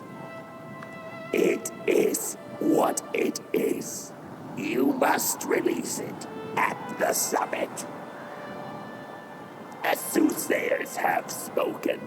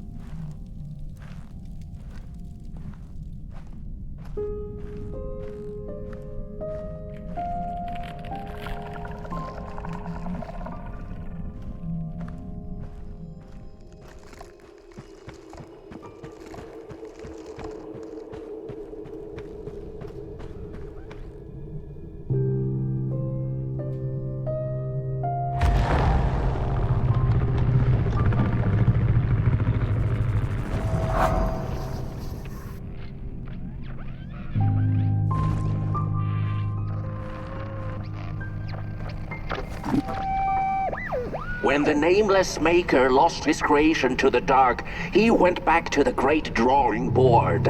In his desperation to regain control, he made an attempt to sculpt the face of the dark itself, something he thought he'd glimpsed in his nightmares. But the face wormed itself out of his mind's eye, and instead his twisted sculptures came alive, grinning and many-legged. Thus, the grinners escaped and seeped into this world as a reminder to the maker that there is always something to smile about, even when things don't go the way you hoped.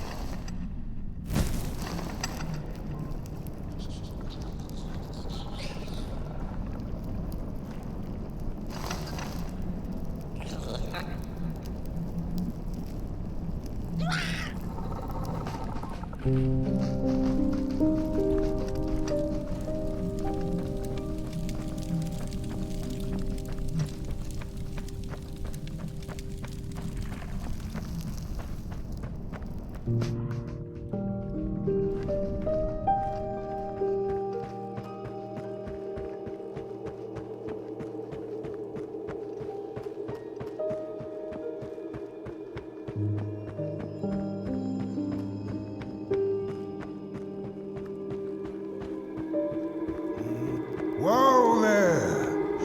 You look like you're about to move a mountain. That's what I get for trying to get in the way of a flame and its destination. Let him walk his walk. Ain't nothing gonna stop him now, looks like. Fare thee well now, Burnt One. You're going to Moon Mountain, and that walk is for you alone. You have a tough decision ahead of you to make, just like the ones who came before. But they're all long gone. In the end, all there's left to follow is your own heart.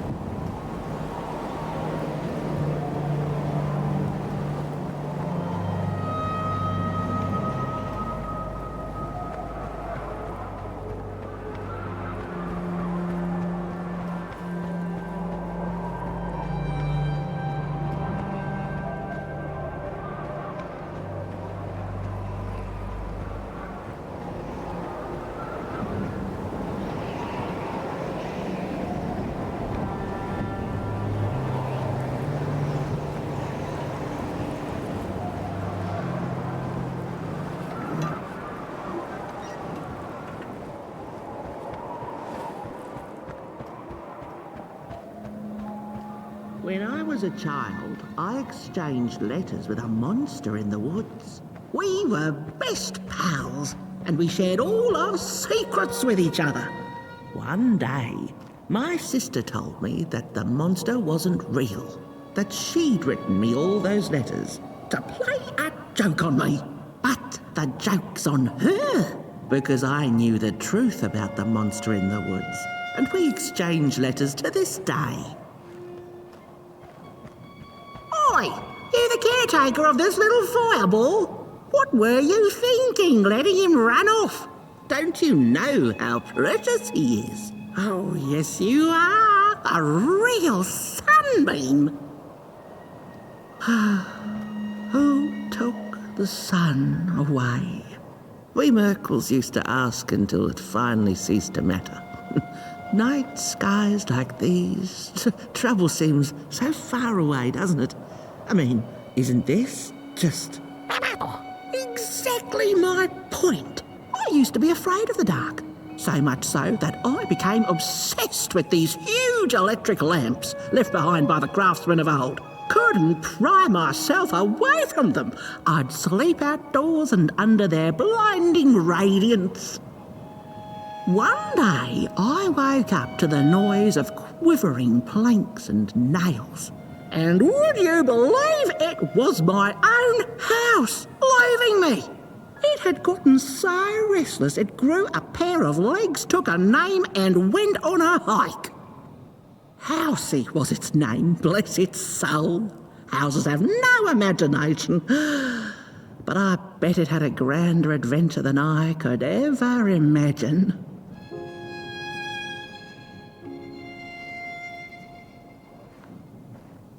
This little flame is your home, burnt one. Keep them nurtured and safe, and you'll always find yourself in the right place. Through the rain, in the dark, and over Moon Mountain. Look at those stars burning like so many candle lights.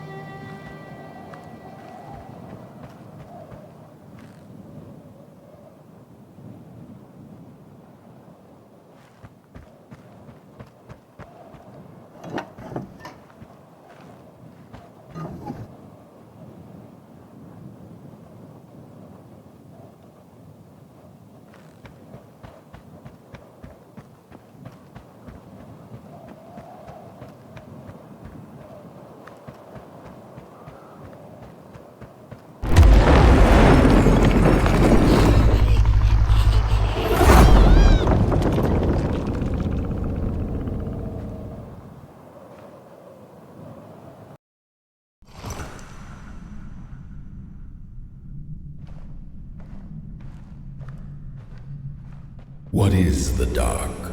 Is it ugly and cruel? Is it a place for monstrosities, for fools lost in the woods? A terrible void where all your nightmares come true.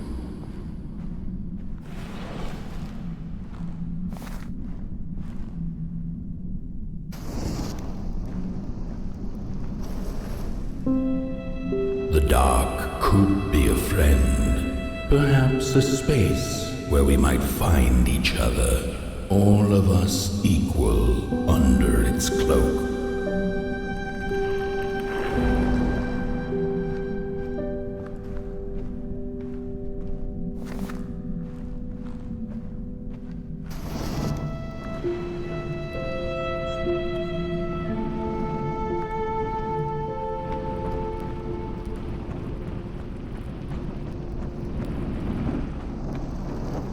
The dark could be an embrace and the release of the old, like taking off a tight shoe, laying bare one's feet, and taking a first step onto a new adventure.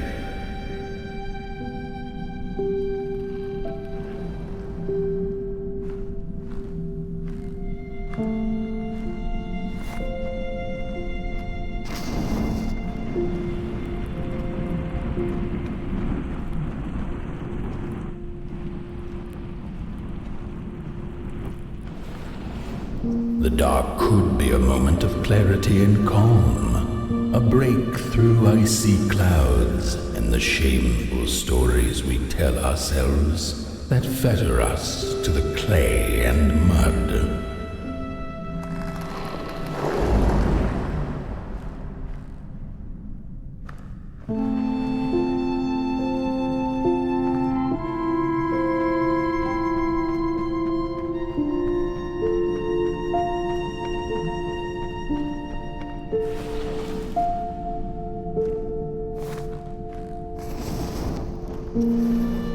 The dark could be the space and time that we need to recover from the death of a dream and the quiet promise of new beginnings waiting on the other side of grief.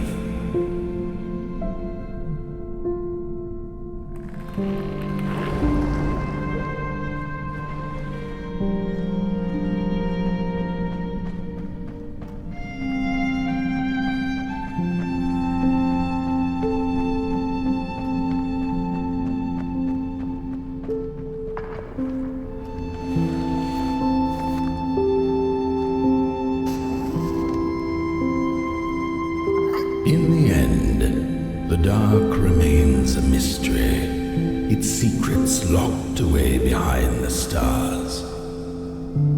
But one can rest assured that it is always there, watching, patiently waiting for us to enter it, with fire in our hearts and with eyes wide open.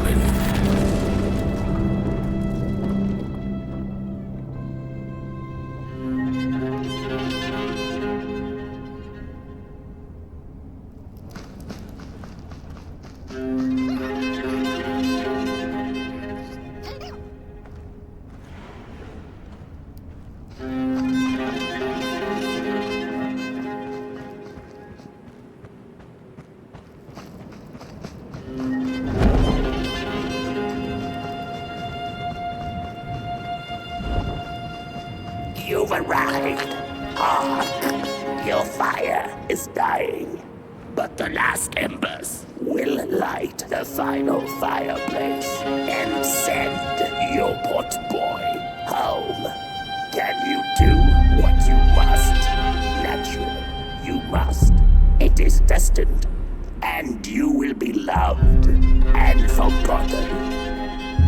The soothsayers have spoken the last words. It has been an honor to watch your journey to the work table's edge. Now go and burn. Burn.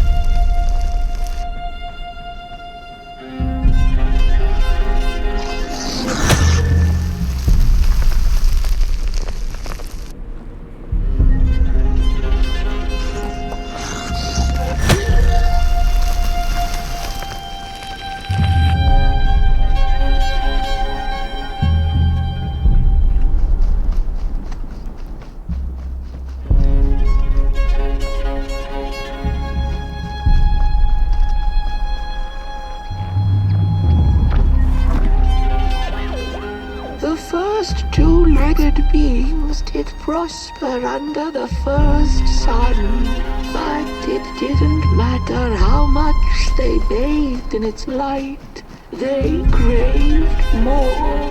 They sought to cage the sun, harness its power, and make it theirs. But the makers in their foresight had put the sun far, far away. So far that no creature could reach it. That's why, in their desperation, the two-legged ones began to collect matches, lighting them like minuscule suns of their own. But there are only so many matches in this world, and one day they'll run out, and they shall once again look to the sun.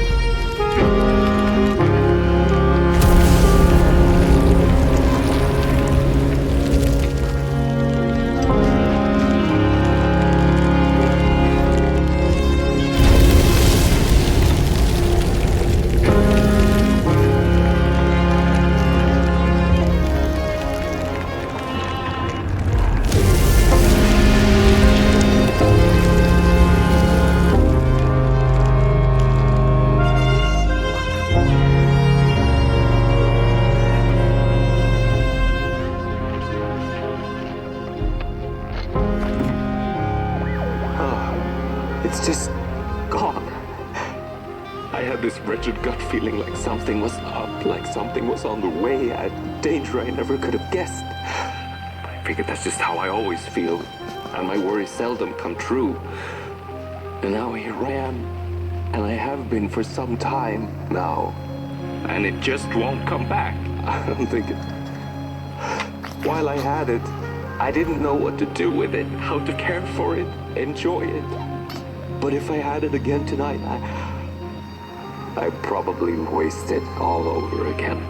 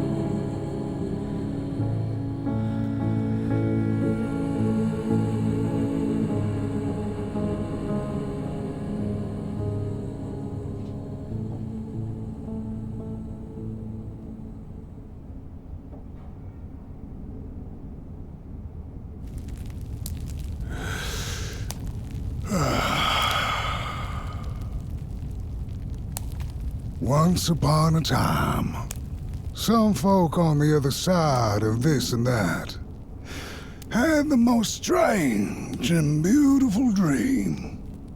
I hope that tonight you caught a glimpse of it, and I wish you the levity and grace to smile in the darkest of times and on the way down your midnight walk.